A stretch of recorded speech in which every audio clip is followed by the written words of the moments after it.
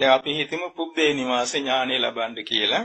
පුබ්බේ නිවාස ඥානෙ ලබන්න නම් ඒ සඳහා තියෙනවා මේ ඕදාත කසින, එහෙම නැත්නම් ආලෝක කසින, තේජෝ කසින. ඔය තුنين වාට තියෙන ආලෝකේ බොහොම දීප්තිමත් ආලෝකයෙන් ලැබෙන්නේ. ඒ තුنين එක්තරා මේ කසිනයකින් රූප ධාන 4ට සමාදිනවා. 4වෙනි සමාධියට සමාදිලා ඒකෙන් නැගිටලා ඒකේ ධානාංග දෙක බලන්න ඕනේ, ආවර්ජනා කරන්න ඕනේ. ආයමත් ඒ ධානයේට සමාදින්න ඕනේ 4වෙනි ධානයේට. ඒක සමාදිලා ඊට පස්සේ ඒකෙන් නැගිටලා මේ අදිෂ්ඨාන කරන්න ඕනේ මට මේ ඊයේ දවසේ සිදුවෙච්ච දේවල් දැක ගන්න ලැබේවා. ආයමත් එහෙම කරලා ආයමත් ධානය සමාදින්න ඕනේ. ආයමත් ධානය සමාදිලා නැගිටිනකොටම ඊයේ දවසේ සිදුවෙච්ච දේවල් මැවිලා පේනවා හිතට. ඔහොම ගිය සතියේ, ගිය මාසයේ, ගිය වසරේ ඔහොම ගිහිල්ලා මේ තමන්ගේ ප්‍රතිසන්දීක්ෂණය දක්වාම මේ ජීවිතය ගැන අතීතේ බලන්න ඕනේ. ඒ බලන්න එක සැරේ පුළුවන්කම නැහැ, මේ වාගේ අනුපිළිවෙලින් යන්නට ඕනේ. ඒක තමයි පෙරහුරුව කියන්නේ. පෙරහුරුව කියන්නේ මූලික අභ්‍යාසය. එහෙම ගිහිල්ලා දැන් මේ ජීවිතයේ මව කුසේ පරිසන්දිගත අවස්ථාව දක්වා හිත යවලා ඊට පස්සේ අයමත් ධානයට සමවැදෙලා ධානයෙන් නැගිටලා ධානාංග බලලා අයමත් ධානයට සමවැදෙලා එයින් නැගිටලා ආවර්ජනා කරන මට පූර්ව භවයේ චුතිය පෙනීවා කියලා. සමාධි නොපෙනෙන්න පුළුවන්. නමුත් පසුබට නොවේ අයමත් සමාධියට සමවැදෙලා අයමත් අර වගේ ආවර්ජනා කරන්න ඕනේ. එතකොට එයකට පූර්ව භවයේ චුත වෙන අවස්ථාව පේන්න පටන් ගන්නවා.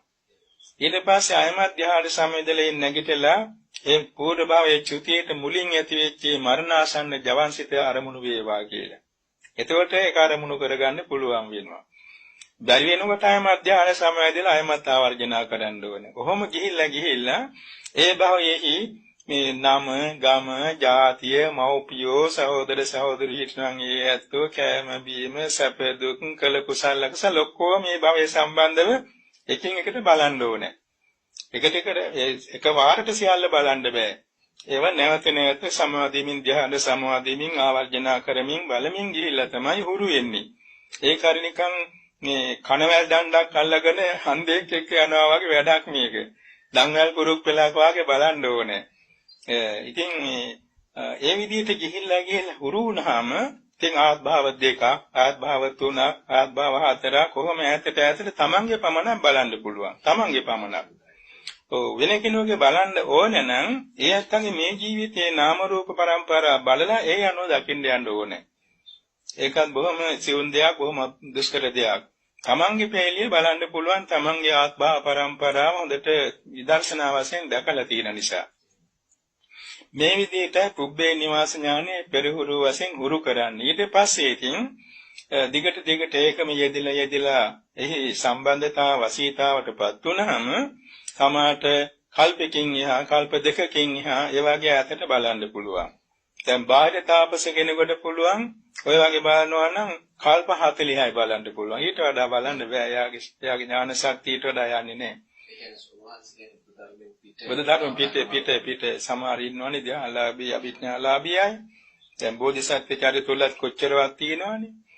ඒ වාගේ ඊළඟට මේ බුද්ධ ශ්‍රාවක රහතන් වහන්සේලාට ආත්භව 80ක් ඇතර බලන්න පුළුවන්. සමහර තමන්ගේ මුලින්ම රහත් වීම සඳහා මුලින් ආරම්භ කරපු දවස දක්වා බලන්න පුළුවන්. එන්නෙම තියෙනවා. දැන් සරියුත් මොග්ගලන් දෙවියන් වහන්සේ මුලින්ම නියත වුණේ ඒකාසංඛ්‍ය කල්පලක්ෂයකට ඊතදී. එදා දක්වා ඒ දෙනම බලන්න පුළුවන්. පසේ බුදු කෙනෙකුන් වහන්සේට ධ්‍යාසංඛ්‍ය කල්පලක්ෂයක් බලන්න පුළුවන්. ලෝතුරා බුදු කෙනෙකුන් වහන්සේට ප්‍රමාණ අතික්‍රාන්තව බලන්න පුළුවන් සංසාරය ඈත අතීතී. ඉතින් මේ විදිහට පුබ්බේ නිවාස ඥාන.